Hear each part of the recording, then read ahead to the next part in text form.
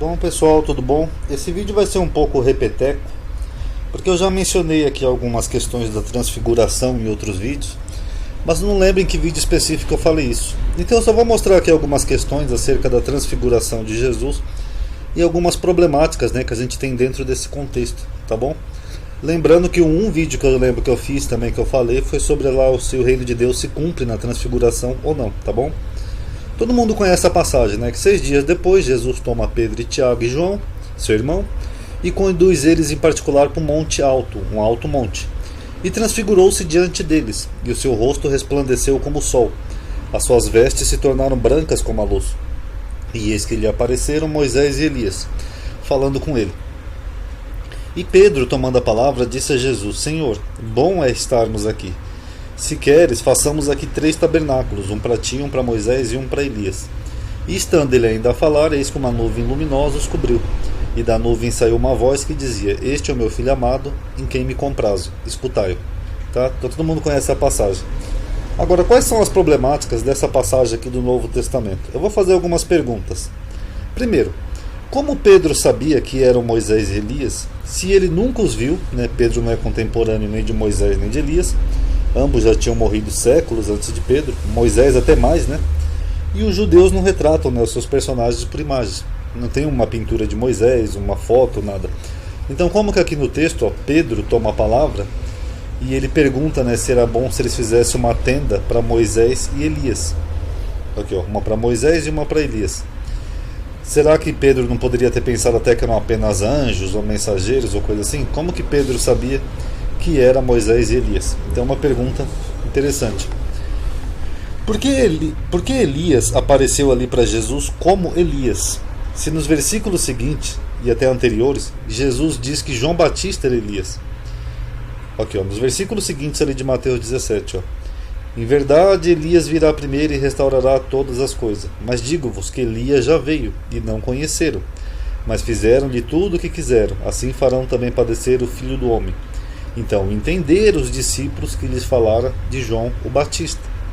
E alguns capítulos antes, Jesus já tinha falado que João Batista era Elias. Dentre os nascidos de mulher não há ninguém maior que João Batista. Mas aquele que é menor no reino dos céus é maior que ele. E desde os dias de João Batista até agora se faz violência no reino dos céus, e pela força se apoderam dele. Porque todos os profetas e a lei profetizam até João Batista. E se quereis dar crédito, é este quem? O João Batista, o Elias que haveria de vir. Então, se Elias nasceu de novo como João Batista, lá filho de Isabel, Zacarias, e ele morreu assim, foi decapitado lá por Herodes, segundo o Novo Testamento, ele não deveria ter aparecido assim como João Batista? Por que ele apareceu como Elias? Então fica aí uma questão. Na Torá, a consulta aos mortos e aos espíritos eram proibidas, quem fosse consultar mortos e espíritos. Tanto aqui em Deuteronômio, que fala assim, nem quem consulte os mortos, que aqui é um tipo de necromancia, que as pessoas praticavam naquela época. E aqui em Isaías, que ele chega a dar uma cutucada, a favor dos vivos consultar-se aos mortos. Como quer dizer, você vai consultar os mortos em favor de pessoas vivas? Então isso dentro da Torá. E um exemplo que eu dou para vocês é aqui o próprio Samuel, que foi lá e consultou a necromante, a mulher que falava com mortos, a médium. Aqui, o espírito de Samuel aparece e fala com o rei Saul. Tanto que aqui no livro de Crônicas eles falam: assim morreu Saul por causa da transgressão que cometeu contra o Senhor, por causa da palavra do Senhor que não havia guardado, e porque buscou o adivinhador, a médium, para consultar. Então aqui o livro de Crônicas chega a atribuir essa uma das causas da morte do rei Saul. Então isso era proibido. Então se era proibido, por que Jesus está ali consultando 2 pessoas que já morreram? Moisés e Elias. Amadinho, mas Elias subiu ao céu, Amadinho, ele não morreu. Tá, mas como João Batista ele nasceu e morreu de novo. Pronto, mesmo para quem acredita nisso que Elias subiu ao céu. Apesar que ele não subiu. E Moisés morreu, está lá na Bíblia, até que ele morreu, foi sepultado, etc. Então, como é que fica isso? Outra pergunta. A voz que os apóstolos escutam seguem a mesma fórmula do batismo, só muda aqui o finalzinho. Este é meu filho amado, em quem me comprazo. Segundo ali no batismo de João. Só que ali na transfiguração ele fala: este é meu filho amado, ouvi-o. Só que essa fórmula aqui do batismo, em quem me comprazo, Segundo o autor da segunda Pedro, ele coloca essa mesma expressão aqui dessa forma na transfiguração. Aqui, ó.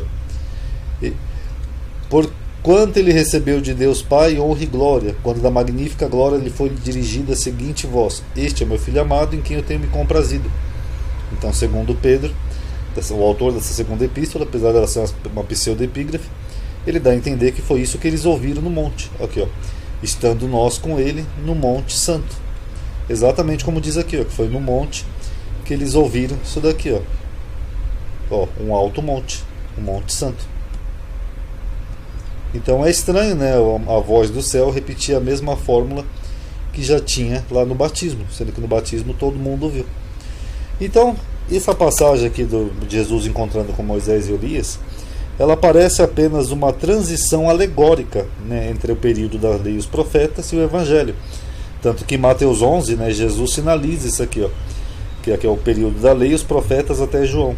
Então, essa passagem parece que é só para ilustrar, para alegorizar isso, que seria o fim da lei e dos profetas, que agora seria o período dos evangelhos. Tá bom, pessoal? Paz a todos.